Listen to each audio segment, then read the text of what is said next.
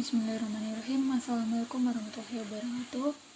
Perkenalkan, saya Kandrani, NIM 105731141123. Pada kesempatan kali ini saya akan membahas kasus advisory, analisis laporan keuangan dan dugaan pemalsuan. Pada kali ini tujuan saya membahas kasus ini untuk memenuhi tugas atau pengganti final UAS ujian akhir pada mata kuliah manajemen keuangan.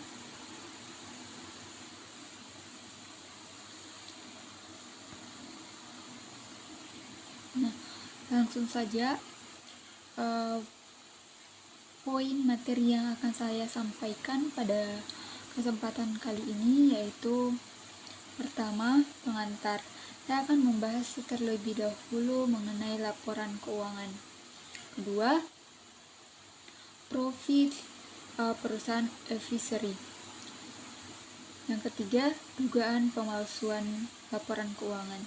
Yang keempat, data keuangan yang timpang. Yang kelima, kerugian dan manipulasi angka. Keenam, dampak terhadap karyawan dan investor. Dan yang terakhir, yang ketujuh, yaitu kronologi kasus.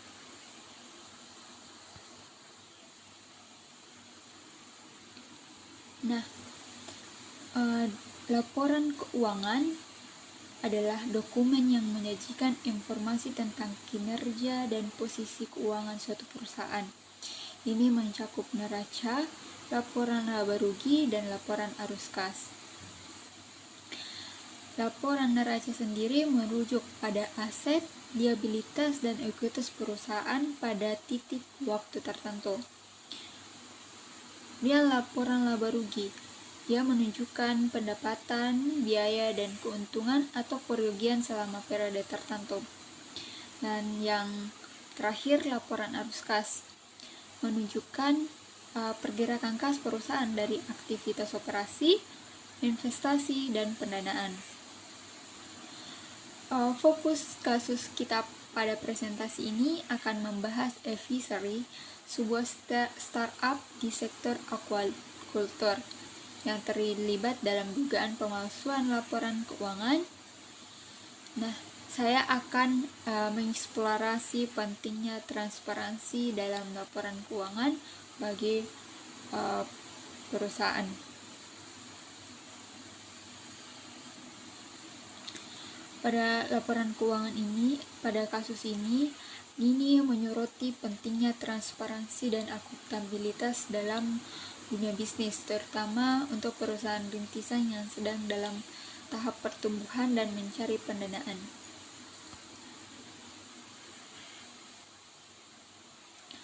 Profil perusahaan advisory. Advisory didirikan pada tahun 2013 oleh Gibran Huzaifa. Advisory ini berfokus pada teknologi inovasi di sektor aquaculture, menyediakan solusi otomatisasi pakan ikan untuk meningkatkan efisiensi budidaya. Mereka menawarkan berbagai produk dan layanan termasuk advisory feeder, alat pakan otomatis yang memberikan pakan secara terukur dan tepat waktu. Kedua, advisory monitoring, platform manajemen data yang membantu pembudidaya memantau kondisi kolam dan kesehatan ikan. Status advisory saat ini telah mencapai status unicorn dengan valuasi lebih dari $1 miliar. Perusahaan ini telah memberikan kontribusi signifikan terhadap PDB sektor aquaculture Indonesia yang mencapai sekitar 3,4 triliun pada tahun 2022. Pengaruh advisory telah menjadi contoh perusahaan rintisan yang sukses di Indonesia dan telah menginspirasi banyak pengusaha muda.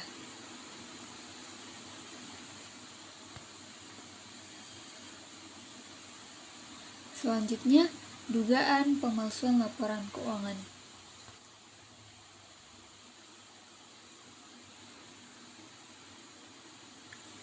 Audit internal yang dilakukan oleh perusahaan menemukan adanya perbedaan yang sangat signifikan antara laporan yang digunakan untuk internal dan laporan keuangan yang diberikan kepada investor. Hal ini menunjukkan adanya manipulasi data keuangan yang disengaja. Kita bisa lihat perbedaan pendapatan internal dengan eksternal begitu sangat jauh. Pendapatan internal pada Januari sampai September 2024 itu sekitar 2,6 triliun. Sementara eksternal di periode yang sama itu 12,3 triliun. Bisa kita lihat sangat banyak perbedaannya, sekitar 9,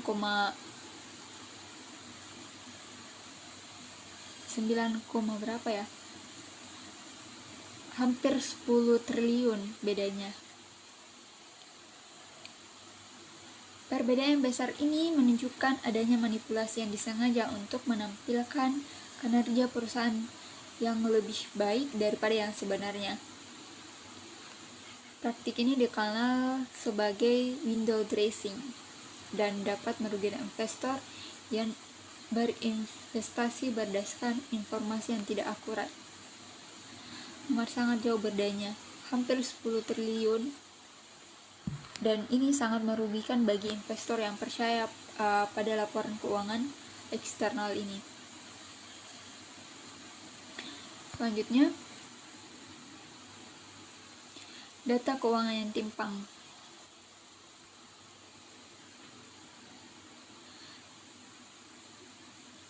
Terdapat dua laporan yang berbeda, yang seperti yang saya bilang tadi, yang sebelumnya ada laporan internal dan eksternal. Nah, laporan eksternal ini yang ditunjukkan kepada investor.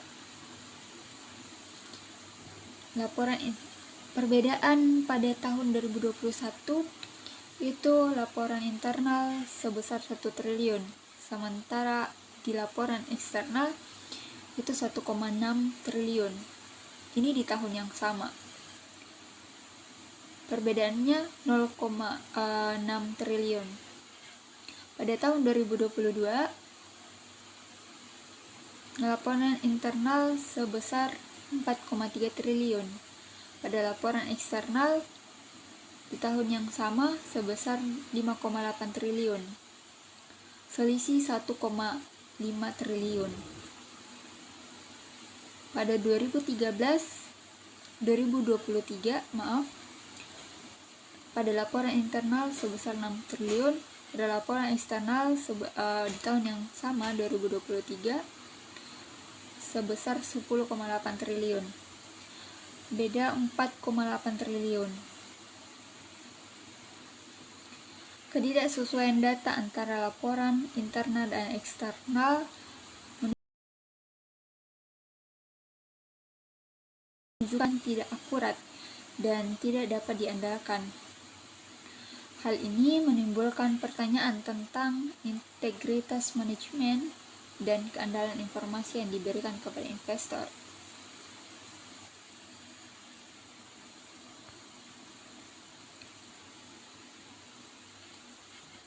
Kemudian, apa sih kerugian dari dan dampak dari manipulasi angka ini sendiri?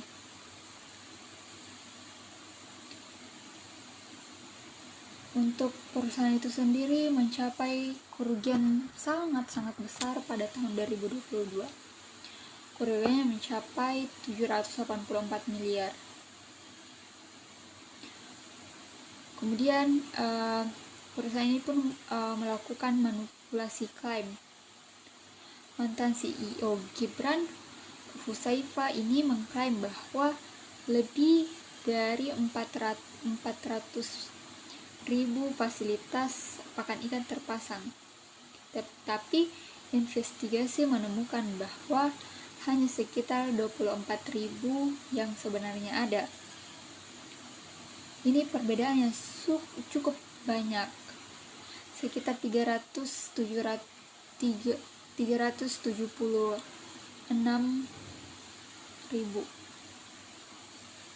Perbedaan yang begitu sangat besar.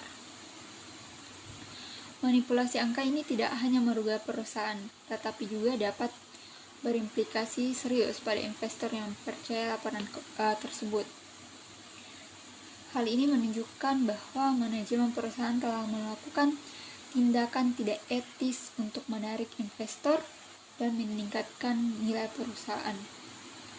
Ya, bisa dibilang mereka memanipulasi data ini, membuat laporan eksternal itu yang diperlihatkan kepada investor yang perbedaannya cukup banyak, itu untuk supaya investor itu tertarik untuk berinvestasi pada perusahaan tersebut. Padahal pada kenyataannya perusahaan tersebut, laporan yang disajikannya itu amat sangat jauh berbeda dari laporan yang sebenarnya.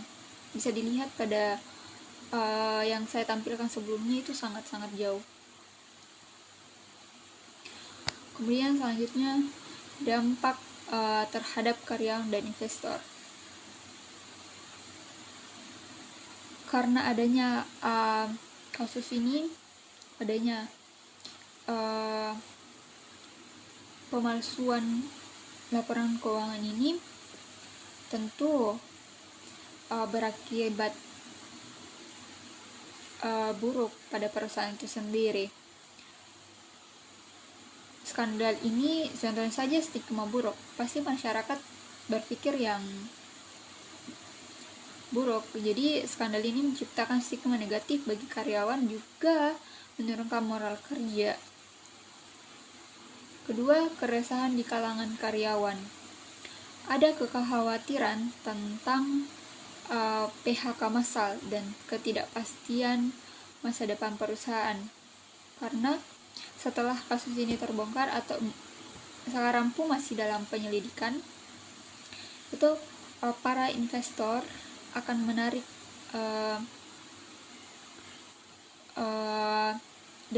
modalnya pada perusahaan itu, karena perusahaan mereka sudah terbukti untuk, walaupun masih dalam dugaan, tapi itu sudah sangat dari laporan keuangannya itu sudah sangat menunjukkan bahwa ada pemalsuan data. Dampak dari skandal ini tidak hanya dirasakan oleh manajemen, tapi juga seluruh karyawan yang mungkin menghadapi konsekuensi dari reputasi perusahaan yang rusak. Kepercayaan investor dan karyawan sangat penting untuk kesuksesan perusahaan. Selanjutnya, kronologi kasus. Kasus ini mulai menyeruak pada terdengar oleh ketahuan pada pada bulan Desember 2024 lalu, setelah adanya penyidikan dimulai karena adanya laporan whistleblower mengenai dugaan pemalsuan laporan keuangan. Karena laporan keuangan ini,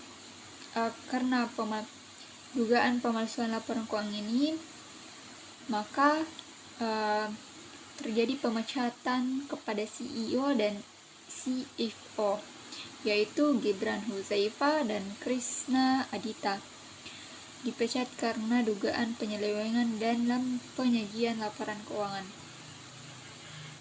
Kalau ini menunjukkan bagaimana kasus berkembang dari temuan awal hingga tindakan tegas yang diambil oleh perusahaan. Hal ini menunjukkan bahwa perusahaan telah mengambil tindakan untuk mengatasi masalah tersebut, meskipun sudah mungkin terlambat. Karena bayangkan saja dari awalnya dia berdiri 2013